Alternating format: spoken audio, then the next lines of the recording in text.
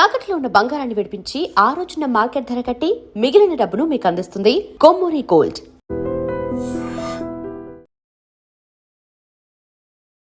Hello viewers, welcome to iDream media.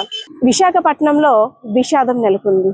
పెళ్లి ఇంట శుభకార్యం, మంగళ వాయిద్యాలు జరిగే ఇంట చావు కార్యం జరుగుతుంది. ఎందుకంటే రీసెంట్ గా అగరంపొడి వద్ద జరిగిన ఘోర రోడ్డు ప్రమాదం రెండు కుటుంబాల్లో విషాదం నిలిపింది.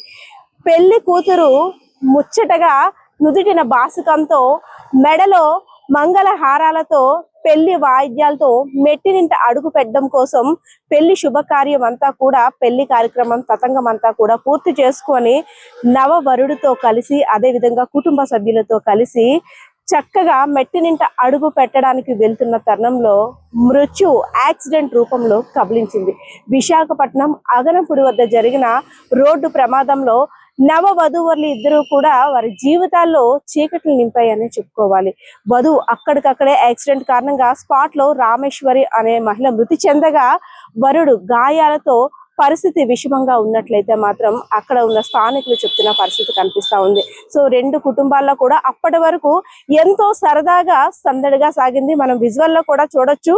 ఎందుకంటే కుటుంబం అంతా కూడా పెళ్లి తతంగంలో, ఒక కొత్త వధువు మన ఇంటికి వస్తుంది కాబట్టి మన ఇంటి దగ్గర జరగాల్సిన ఏర్పాట్లన్నీ కూడా జరిపించాలి. తొందరగా ఇంటికి వెళ్ళాలి, మా కోడల్ని కొడుకుని ఇంటికి తీసుకువెళ్ళాలి, మా ఇంట్లో బంధువులందరికీ కూడా పరిచయం చేయాలి, కొత్త జీవితం ప్రారంభిస్తుంది మా కోడలు అనుకొని ఎన్నో కలలతో, కోటి ఆశలతో ప్రయాణిస్తున్న వారి ఇంట విషాదం అనే చెప్పుకోవాలి. సో ఇదే అంశానికి సంబంధించి అక్కడ పోలీస్ అధికారులు ఏం చెప్తున్నారు వారి మాటల్లోనే విందాం.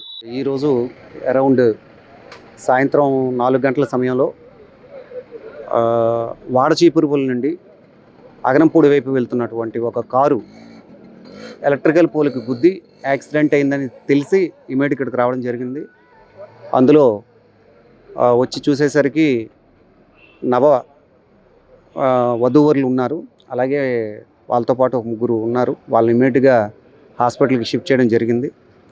అయితే ఇది ఎలా జరిగింది అంటే ఇక్కడ చూసేవాళ్ళు చెప్పిన దాని ప్రకారం రాత్రే వీళ్ళిద్దరికీ నరసింహరావు మరియు రామేశ్వరులకి పెళ్ళైనట్లు, వాళ్ళు రాత్రి పెళ్లి చేసుకొని ఈరోజు అత్తింటిలో అడుగు పెట్టడానికి కోసమని అగరంపొడి వెళ్తున్నట్లు, మార్గమధ్యంకి వచ్చేసరికి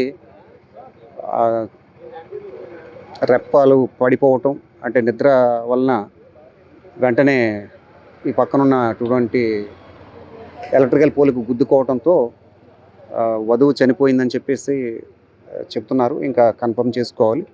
మిగతా వాళ్ళకి కూడా చిన్న చిన్న ఇంజురీస్ అయ్యాయి. ఈ విషయం మీద ల్యాండ్ ఆర్డర్ వాళ్ళు కేసెస్ రిజిస్టర్ చేసి ఇన్వెస్టిగేషన్ చేస్తారు. నరసింహరావు, రామేశ్వరి 35 సంవత్సరాలు, 32 సంవత్సరాలు. అంటే వధువు చనిపోయింది అంటున్నారు. దానికి ఇంకా కన్ఫర్మేషన్ తీసుకోవాలి డాక్టర్ గారు.